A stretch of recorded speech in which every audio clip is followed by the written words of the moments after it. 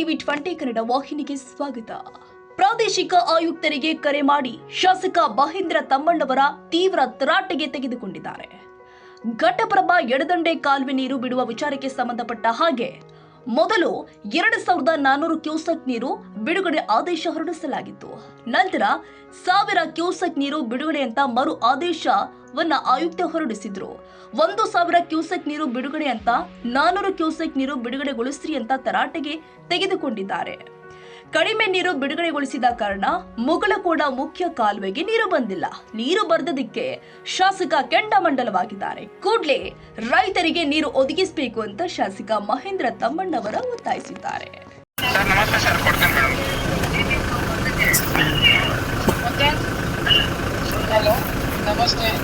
ನಮಸ್ಕಾರ. ತಾವು ಮೇಡಮ್ ಒಂದು ಆರ್ಡರ್ ಮಾಡಿದ್ದೀರಿ, ಬೆಳಗಾವಿ ಹಿಡಕಲ್ ಜಲಾಶಯದಿಂದ ಎಡದಂಡೆ ಕಾಲುವೆಗೆ ನೀರು ಬಿಡುವ ಕುರಿತು ಅಂತೇಳಿ. ಈಗ ಅದಕ್ಕೆ ದಿನಾಲು ಕಾವಲಿ ಇದ್ದಿದ್ದು 2400 ಕ್ಯೂಸೆಕ್ಸ್ ನೀರು ಬಂದಿತ್ತು. ಕಾವಿ ಬಿಟ್ಟಿದ್ರೆ 400 ಕ್ಯೂಸೆಕ್ಸ್ ಬಿಟ್ಟಿದ್ವಿ. ಇಲ್ಲಿ ಅಲ್ಲಿಂದ ಬರ್ಬೇಕಂತಂದ್ರೆ ಘಟಪ್ರಭಾ ಇದರಿಂದ ಬರ್ಬೇಕಂದ್ರೆ ನಮ್ಮ ತಾಲೂಕಿಗೆ ರಾಯಬಾಗ್ ತಾಲೂಕಿಗೆ ಕುರ್ಚಿಗೆ ಬರಬೇಕು ಅಂತಂದ್ರೆ ಇಲ್ಲಂದ್ರೆ 20 ಕಿಲೋಮೀಟ್ರ್ 25 ಕಿಲೋಮೀಟ್ರ್ ಆಗುತ್ತೆ. ಈ 400 ಕಿಲೋಮೀಟ್ರ್ ಅಂದ್ರೆ ಆ ಕಾವಲಿಗೆ ನನಗೆ ಅನ್ಸಿದ ಮಟ್ಟಿಗೆ ಅದು ಒಂದು 15 ಫೂಟು ಹಿಂಗೆ ಕಾವಲಿ ಎತ್ತರ ಇದ್ದರೆ ಒಂದಕ್ಕೆ ಏನು ನೀರು ಬರ್ತಾ ಇದೆ. ಈಗ ನೀವು ಅಲ್ಲಿ ಈಗ ಆ ನೀರು ತೊಗೊಂಡು ನಮ್ಮ ಇದಕ್ಕೆ ಒಳಗೆ ಬರೋಂಗಿಲ್ಲ, ರಾಯಬಾಗ್ ತಾಲೂಕು ಒಳಗನೆ ನೀರು ಬರೋಂಗಿಲ್ಲ. ಈಗ ನೀವು 10 ದಿವಸ ಅಂತ ಆದೇಶ ಮಾಡಿದ್ದೀರಿ. ಈಗ ಎಷ್ಟಾಯಿತು? ಇವತ್ತು 9 ತಾರೀಕು, 7, 8, 9 3 ದಿನ ಆಯಿತು. ಇನ್ನೂವರೆಗೂ ಒಂದು ಹನಿ ನೀರು ನಮ್ಮ ತಾಲೂಕು ಒಳಗಡೆ ಬಂದಿಲ್ಲ. ಈಗ ಏನು ಬಂದು 400 ಕ್ಯೂಸೆಕ್ಸ್ ಬಿಟ್ಟರೆ ನೀರು ಹೆಂಗೆ ಬರುತ್ತೆ ಮೇಡಮ್ ಇದು ನಮ್ಗೆ?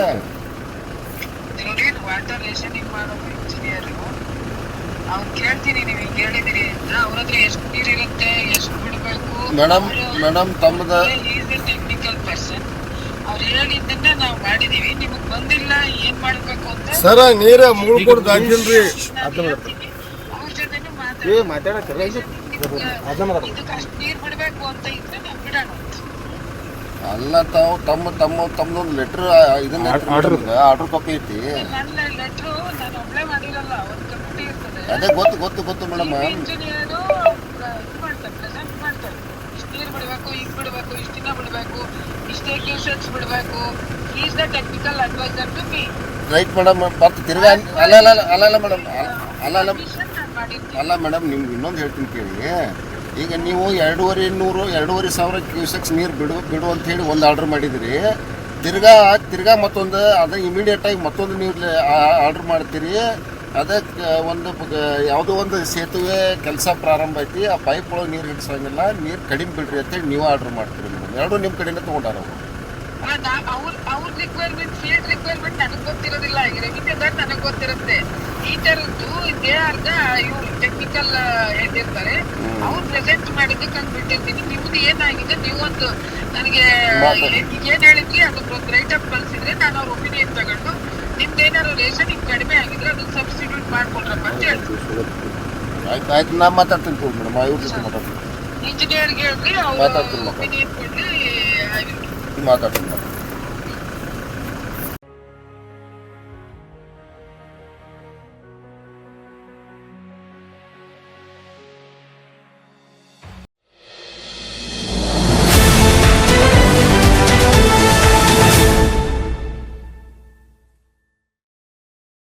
ಕನ್ನಡಿಗರ ಮೆಚ್ಚಿನ ನಿಮ್ಮ ಟಿವಿ 20 ಕನ್ನಡ ವಾಹಿನಿ ಇದೀಗ ಟಿವಿಯಲ್ಲಿ ಲಭ್ಯ.